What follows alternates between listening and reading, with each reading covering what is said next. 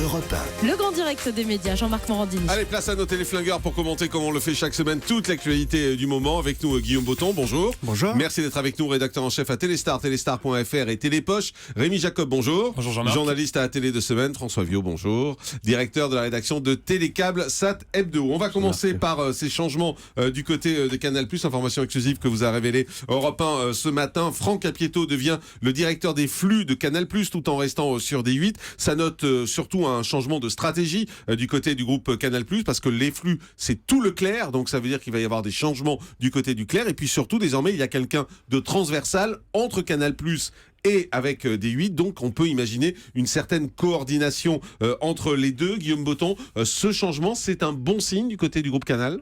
C'est un bon signe, et c'est aussi un bon signe, alors pardon d'en parler, mais pour Cyril Hanouna, à mon avis, car Franck Apieto, on le sait, très proche de Cyril Hanouna.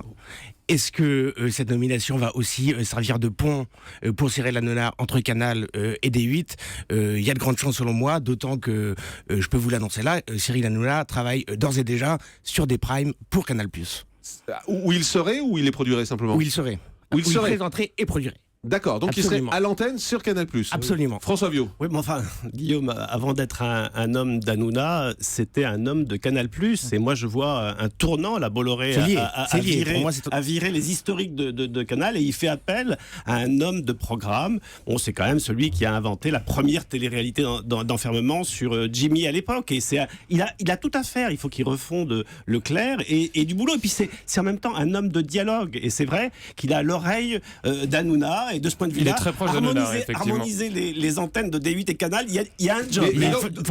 Juste en train de nous dire, c'est un bon choix. C'est un très bon choix. D'accord, Rémi Jacob. Je partage cette opinion. C'est une très bonne nouvelle pour les équipes de Canal+ et de D8, puisque vous l'avez signalé, ils restent sur D8. Ça illustre d'ailleurs. C'est important. Et oui, c'est une stratégie de groupe. On voit que c'est un groupe, Canal+, qui possède plusieurs chaînes, dont D8 et Canal+. Donc c'est une très bonne nouvelle pour les équipes. Maintenant, il faut quand même le dire, il a du pain sur la planche. Sur les émissions en clair de Canal+, on le sait, les audiences sont plongées par rapport à l'année dernière, donc il va devoir retravailler en profondeur la grille, donc il a du boulot, mais c'est en tout cas un bon signal pour les équipes du groupe Canal+. Et pour être très clair, est-ce que cette arrivée met en danger Maïtena Birabin? Écoutez, on sait très bien que quand une personne arrive à la programmation, il a envie d'imposer son style, de mettre sa touche. Donc dans un premier temps, Maïtena Birabin n'est évidemment pas inquiété. Maintenant, en septembre, je ne suis pas certain, on en reparlera ici Jean-Marc, mais je ne suis pas certain qu'on la retrouvera en access, je dis bien en access, sur Canal+. Voilà donc pour cette information qu'on vous révélait ce matin sur Europe 1. Autre information, ça concerne Michel Drucker. Alors depuis hier, il y a un peu des informations qui arrivent dans tous les sens concernant Michel Drucker. Il y a plusieurs choses, en fait, on va essayer de résumer tout ça. En gros, Michel Drucker arrêterait Vivement Dimanche l'après-midi, se retrouverait maintenu à Vivement Dimanche prochain pour 2 heures de programme entre 18h et 20h, c'est-à-dire que son émission serait rallongée, et les après-midi qui seraient vacants pourraient être repris par Laurent Delahousse qui prolongerait son émission d'information. Voilà donc pour synthétiser un peu tout ce qui s'est passé depuis hier. Rémi Jacob, on disait que Michel Drucker était peut-être menacé. Finalement, on lui donne le pré-access et l'access. C'est plutôt une confirmation. Mais absolument, il n'est pas du tout perdant, Michel Drucker. Ce qui est certain, il y a une chose qui est certaine, c'est qu'effectivement, on ne le retrouvera plus à 14h50 dans Vivement Dimanche. En revanche, vous l'avez dit Jean-Marc, on le retrouvera dans Vivement Dimanche prochain avec une case qui va être rallongée. Donc il n'est pas du tout perdant. Et c'est d'ailleurs, ça aurait été d'ailleurs une énorme bêtise pour les dirigeants de France 2 de se séparer de Michel Drucker. C'est quelqu'un qui est une figure familière de la chaîne. Donc on va le retrouver encore au moins 2 ans sur la chaîne. Et d'ailleurs, il travaille aussi sur d'autres projets. Selon nos informations, il travaille avec Vincent Mellet sur un gros divertissement en prime time qui serait diffusé 4 ou 5 fois dans l'année avec un humoriste. Oui, mais en revanche, il a quand même beaucoup moins d'émissions. Il avait une rente de situation sur France 2. Et là, pourquoi il a moins d'émissions? Il a plus Vivement Dimanche. Bah oui, mais il rallonge l'autre, ça vaudrait pas. Il rallonge sa case. Alors après, effectivement, économiquement, c'est une bonne affaire pour France 2, puisque ça sera enregistré tous les 15 jours au lieu de toutes les semaines. Oui, absolument, ça sera enregistré tous les 15 jours. Donc ça va permettre, vous avez raison François, à France 2 de faire des économies, mais en tout cas, il restera sur l'antenne, il restera une figure de la chaîne. Ça, c'est important. Et puis ça permet aussi, Delphine Ernotte le voulait, de rajeunir l'antenne, donc de confier la case à Laurent Delahousse, qui est depuis très longtemps piaffé. Et qui l'accès à Laurent Delahousse. Il voulait, Rémi a raison, il voulait à un moment être confronté à 7 à 8 le dimanche. Ça fait longtemps qu'il rêve de cette émission de Newsmag. Il avait même longuement travaillé. Et ça, c'est l'Arlésienne. Ça fait 4-5 ans qu'il travaille déjà dessus. Enfin, Laurent Delahousse va avoir son émission. Alors, pas à la case à laquelle il souhaitait. Mais pour lui, c'est quand même une forme, j'imagine, de gros soulagement. Une demi-victoire, j'ai envie de dire. Et puis, en même temps, c'est dans la lignée de ce que fait TF1, parce que TF1 a rallongé reportage le dimanche qui dure désormais, ça n'en finit plus, ça doit durer jusqu'à 15h30 ou 16h. Après, il y a des magazines. Donc, finalement, il va y avoir une vraie confrontation entre TF1 et France 2. C'est une bonne idée de mettre Laurent Delahousse plus longtemps l'après-midi. Il plaît aux ménagères. Une très bonne idée. Je pense que ça aurait été une meilleure idée et que de le mettre face à 7 à 8.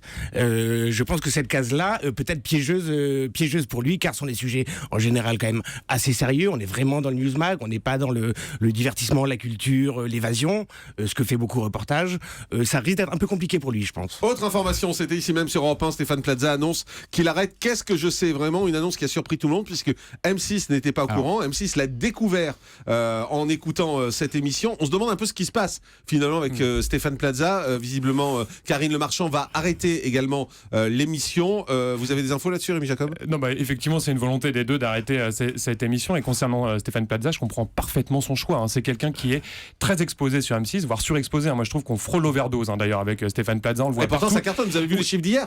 Il a cartonné en accès, il a cartonné en prime. Ça cartonne, mais attends, vous parlez d'audience, mais enfin, parlons du programme. Qu'est-ce que je sais vraiment? C'est une émission qui décline. C'est une émission donc, qui a perdu à peu près 30% de son audience entre la première et les dernières. On était à 14,5 de PDA, on est tombé à 10%. Donc, il a raison de se recentrer, de lever un petit peu le pied, Stéphane Plaza. Guillaume Botton. Oui, Stéphane Plaza est d'autant plus omniprésent et marche d'autant plus qu'ils ont prévu et ils travaillent actuellement dessus, de mettre Chasseur d'appart en prime time.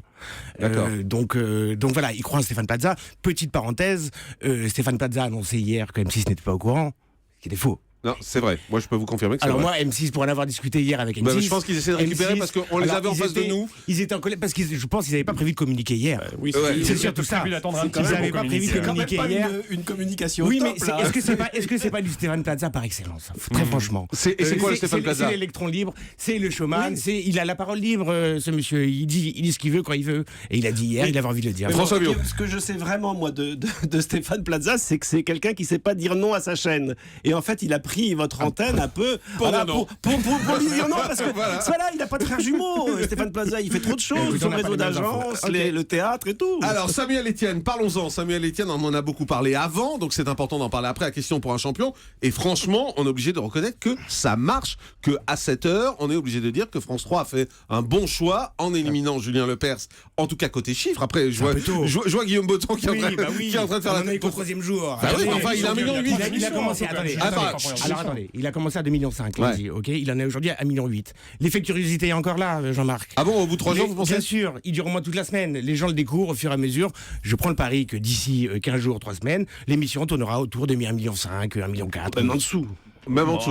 Mais donc vous n'y croyez pas du tout? Si, moi j'y crois. Alors Rémi et François après. Alors moi j'y crois, ça pouvait être de toute façon que mieux que Julien Lepers. Ces dernières années, il était devenu une caricature de lui-même, mais pardon, il avait égaré 25% de son public. Alors effectivement, il y a un petit peu de boulot. Est-ce qu'on a envie de dormir devant question pour un champion? Non, attendez, vous êtes très dur. Il y a un petit peu de boulot, je suis d'accord avec Samuel Etienne sur la voix qui est peut-être un petit peu trop feutrée. C'est un journaliste d'information, Samuel Etienne. Non mais attendez, là vous mettez des gens dans des cases, mais je suis pas d'accord. À chaque fois ils ont tenté le coup. Sur Canal, ils avaient tenté le coup, il avait mis l'édition spéciale, ça avait pas marché. Il faut lui laisser le temps de s'installer. Il y a un petit peu de travail, mais en tout cas, moi j'y crois et les premiers résultats sont encourageants. Oui, mais c'est vrai que Samuel Etienne, c'est un excellent journaliste. Il faut reconnaître ses qualités, mais bon, il a un style qui est proche de Bonne Nuit les petits.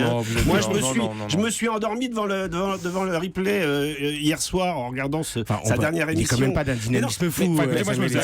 Attendez, dans les jeux aujourd'hui, on a besoin de showmen, de types qui font le spectacle. Là, Rémi Jacob, défendez-le. Oui, mais enfin à l'inverse, moi je me faisais agresser par la voix de Julien Lepers quand je regardais Question pour un champion. Non, franchement, je le trouve beaucoup plus posé. Et je ne dis pas qu'il n'y a pas des améliorations à faire, mais en tout cas, je vous trouve dur et je trouve que vous mettez des gens dans les cases, Guillaume. C'est certes un journaliste, mais laissons-lui le droit je ne fais que constater les faits. À chaque fois qu'on a mis Samuel Etienne sur de l'infotainment, ça n'a pas marché.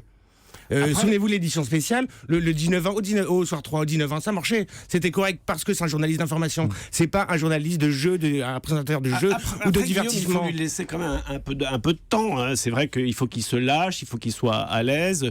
Il a de l'humour, on le connaît. Donc voilà, laissons-lui en même temps. Allez, Dana Assi a dit qu'elle lui laissait plus d'un an. Tout à fait. Laissons la chance au politique. Un mot sur des chiffres et des lettres. Est-ce que c'est condamné également? L'info est sortie, puis il y a eu marche arrière. Pas du tout. Alors effectivement, ils sont en train de travailler sur une nouvelle formule. Il y a d'ailleurs le producteur artistique de l'émission qui est Patrice Laffont, qui est resté producteur artistique, qui a proposé à la chaîne une nouvelle version il y a quelques semaines pour redynamiser la formule. Mais c'est pas du tout sur la sellette et on retrouvera bien le programme en septembre prochain. On a eu à la rédaction Laurent Romeshko au téléphone, qui nous a confirmé qu'il y avait en effet des modifications, qu'il restait, que des chiffres et des lettres restaient, qu'il y aurait un nouveau décor, mais que la mécanique restait. Mais c'est normal, parce que en fait, c'est un jeu qui a plus de 50 ans, et c'est un jeu, à la différence de Question pour un champion, qui a su évoluer. Patrice Laffont a apporté des petits sketchs, c'est drôle. Ah, ça, vous aimez. Ah bah oui, mais ça fait le bonheur du zapping de Canal+, ça. Ah ouais, d'accord. Bah écoutez, oui, forcément, d'accord.